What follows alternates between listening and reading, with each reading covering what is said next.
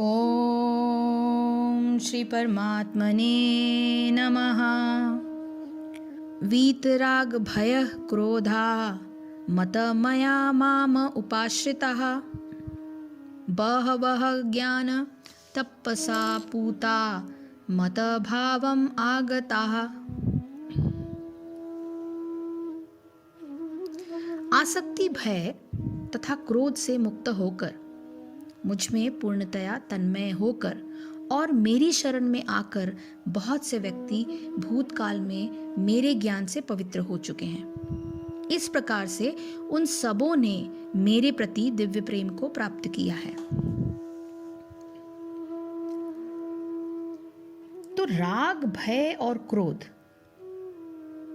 ये तीन चीजें अगर हम अपने मन से हटा पाए, राग यानी किसी के साथ आप जुड़े हुए हो बहुत कई तरीकों से, उसके ना होने से या उसके होने से आपके अंदर एक भय प्रकट होगा कि what if that person is not there, क्या होए जो वो इंसान ना होए मेरी जिंदगी में। और किसी दूसरी वजह से क्रोध उत्पन्न, उनकी वजह से ही क्रोध उत्पन्न होए, तो ये राग, भय और क्रोध, इनसे रहित अनन्य भाव से मुझ में तल्लीन मेरे शरण हुए बहुत से पुरुष ज्ञान रूप तप से प्राप्त हुए, पहले भी मेरे स्वरूप को प्राप्त हो चुके हैं। जैसे कि पहले कहा जा चुका है कि विषयों में आसक्त व्यक्ति के लिए परम सत्य के स्वरूप को समझ पाना अत्यंत कठिन है। सामान्यतः जो लोग देहात्म बुद्धि में आसक्त होते हैं, यानी जो देह को ही अपना सर्वत्र समझते हैं और बहुत ज़्यादा अहंकार में जीते हैं कि ओ मैं बहुत सुंदर हूँ, मैं बहुत बलशाली हूँ, मेरे पास बहुत पैसा है, ये सब देहात्म बुद्धि के अंतर्गत आता है। वे भौतिकवाद में इतने लीन रहते हैं कि उनके लिए ये समझ पाना असंभव सा है कि परमात्मा व्यक्ति भी हो सकता है। ऐसे भौतिकवादी व्यक्ति इसकी कल्पना तक नहीं कर पाते कि ऐसा भी दिव्य शरीर है जो नित्य तथा सच्चिदानंदमय है। भौतिकवादी धारणा के अनुसार शरीर नाशवान, अज्ञानमय तथा अत्यंत दुखमय होता है। अतः जब लोगों को भगवान के साकार रूप के विषय में बताया जाता है तो उनके मन में शरीर की यही धारणा बनी रहती है। ऐसे भौतिकवादी पुरुषों के लिए विराट भौतिक जगत का स्वरूप ही परम तत्व है।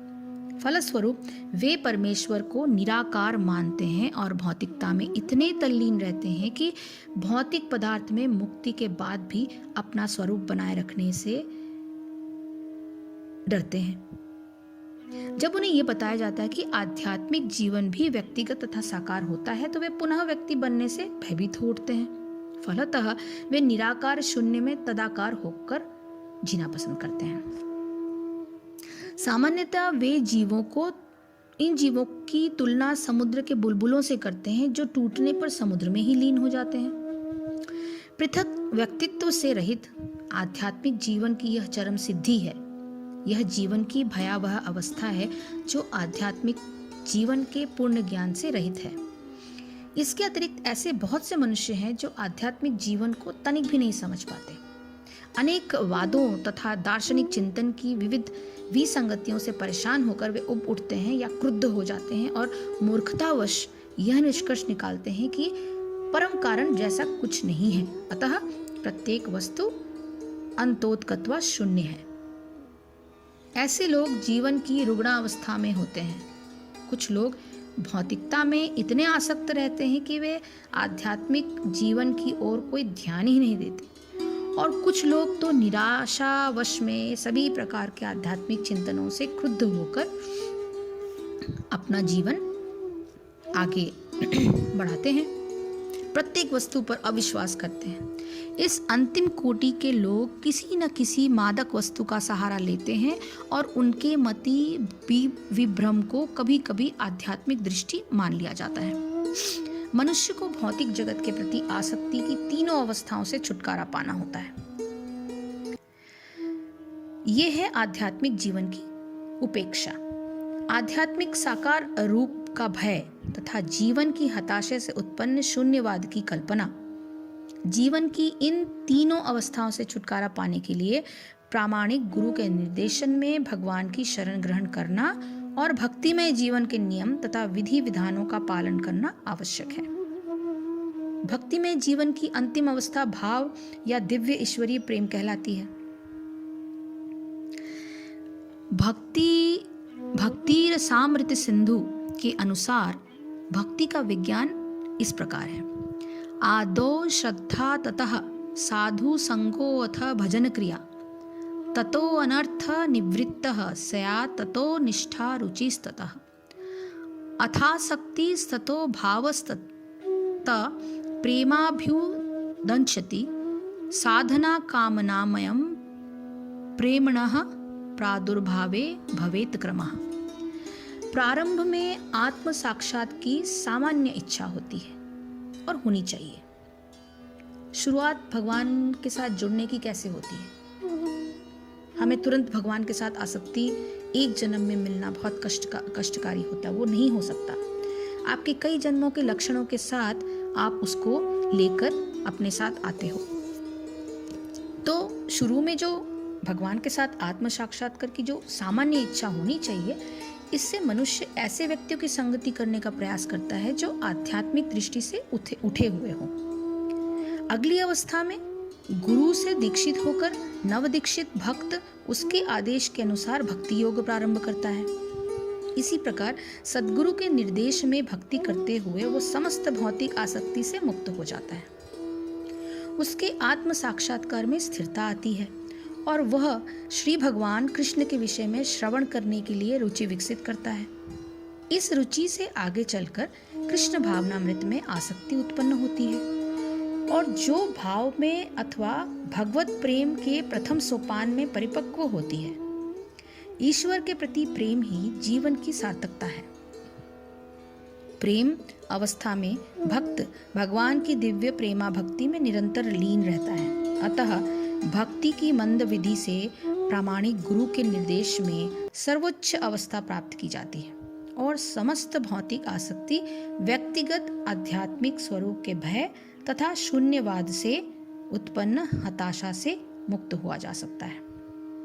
तभी मनुष्य को अंत में भगवान के धाम की प्राप्ति हो सकती है।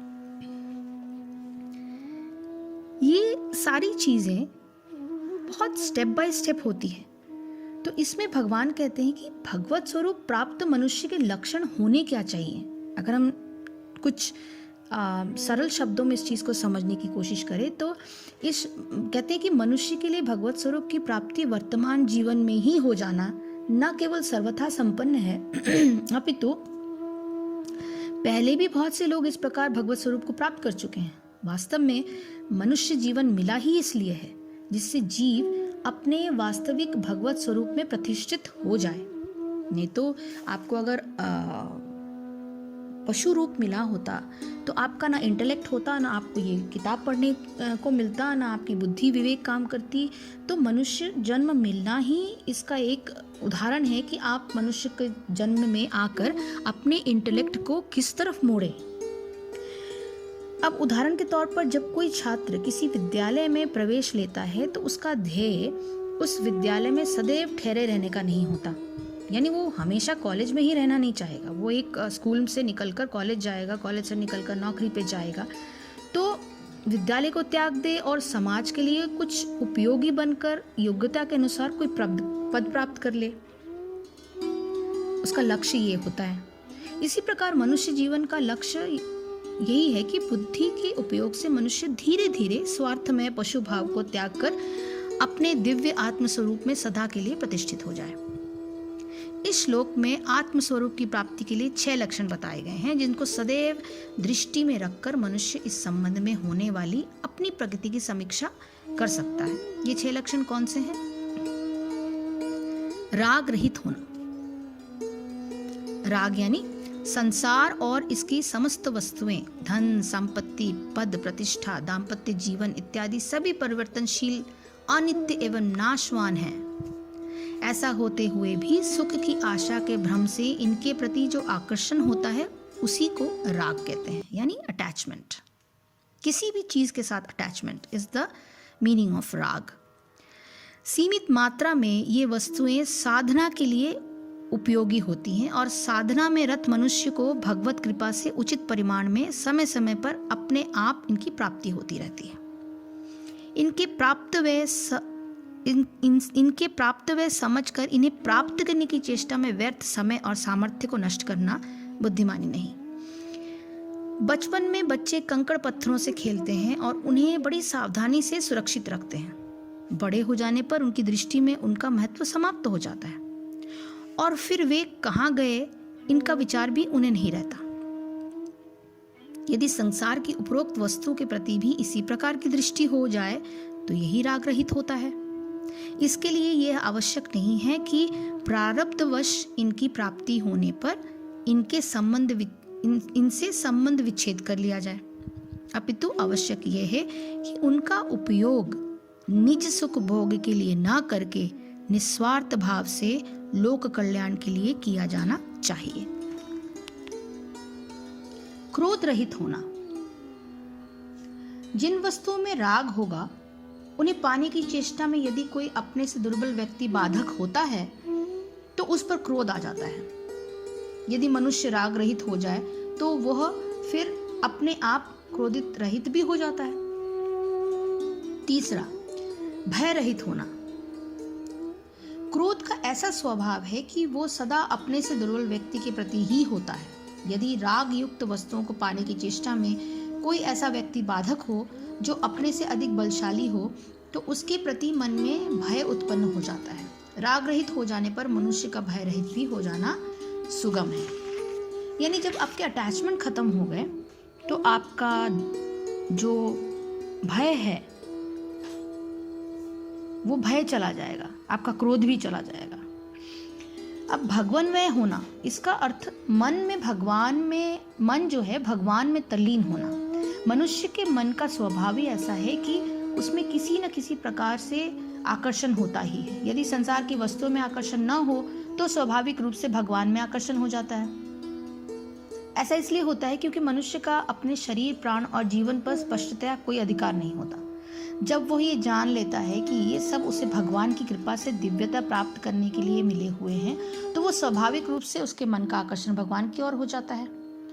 श्लोक संख्या 9 के अनुसार जो हमने पिछले उसमें पढ़ा और सुना, भगवान की दिव्यता के प्रभाव से मनुष्य का मन भगवान में तल्लीन हो जाता है। यही उसका भगवानमय होना है।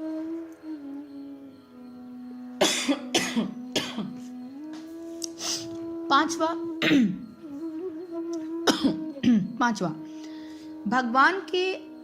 भगवान के आश्रित होना। भगवान को ही अपना आत्मीय और परम हितैषी मानना, उनके आश्रित होना।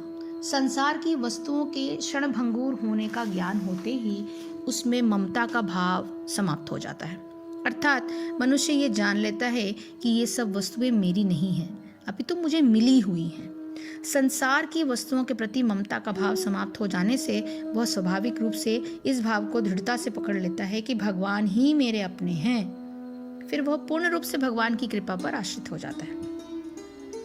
उदाहरणार्थ, जब बालक ये जान लेता है कि घर की सब वस्तुएं उसके पिता की है और पिता का उनके प्रति स्नेह भाव है तो बालक पिता पर आश्रित हो जाता है। इसी प्रकार मनुष्य भी भगवान के आश्रित हो जाता है। छठवां, ज्ञान रूप तप से पवित्र होना। ज्ञान से चित्त के विकारों का नाश होना, ज्ञान रूप तप से पवित्र होना। श्लोक संख्या 9 के अनुसार भगवान के प्राकट्य और उनके कर्मों को दिव्य मानने से चित्त के सभी विकारों का नाश हो जाता है। सांसारिक वस्तुओं के प्रति राग और ममता होने से चित्त में भय, क्रोध, ईर्ष्या, द्वेष इत्यादि विकार उत्पन्न होते हैं। राग रहित और ममता रहित होने से चित्त पवित्र हो जाता है और उसमें भगवान की दिव्यता का ज्ञान छा जाता है। यही मनुष्य का ज्ञान रूप तप से पवित्र होना होता है। इस तप के 2 चरण हैं। पहले चरण में मनुष्य स्वेच्छा से सांसारिक वस्तुओं की प्रियता नष्ट करता है और उसकी उपयोगिता ही शेष रह जाती है। मतलब जितनी मेरी जरूरत है उतना मैं उपयोग करूंगा, बाकी जरूरत नहीं। इस प्रियता का नाश ही मनुष्य का तपाकर उसका तप बन जाता है। दूसरे चरण में सर्वत्र भगवत बुद्धि होने से अन्य व्यक्तियों के प्रति जो ईर्ष्या, क्रोध, द्वेष आदि दुर्भाव हैं, वे प्रयत्नपूर्वक तपाकर भस्म किए जाते हैं और यही मनुष्य को पवित्र करने वाला तप माना जाता है। महाभारत, रामायण और पुराण आदि इतिहास ग्रंथों में अनेक मनुष्यों का वर्णन आता है जिसमें कर्मयोग के आचरण से भगवत प्राप्ति हो गई, और इस बात का उल्लेख करते हुए भगवान इस श्लोक में कहते हैं कि इस प्रकार पहले भी बहुत से लोग भगवत भाव को प्राप्त कर चुके हैं। तो संबंध है कि इस जीवन में भगवत स्वरूप को प्राप्त होने का दृढ़ निश्चय करने वाले मनुष्य को भगवान की सहायता किस प्रकार प्राप्त होती है, इसका उल्लेख करते हुए भगवान आगे के श्लोकों का वर्णन करते हैं। हरे कृष्ण कृष्ण कृष्ण हरे हरे, हरे राम राम राम हरे हरे। जय श्री कृष्ण, जय गुरुदेव।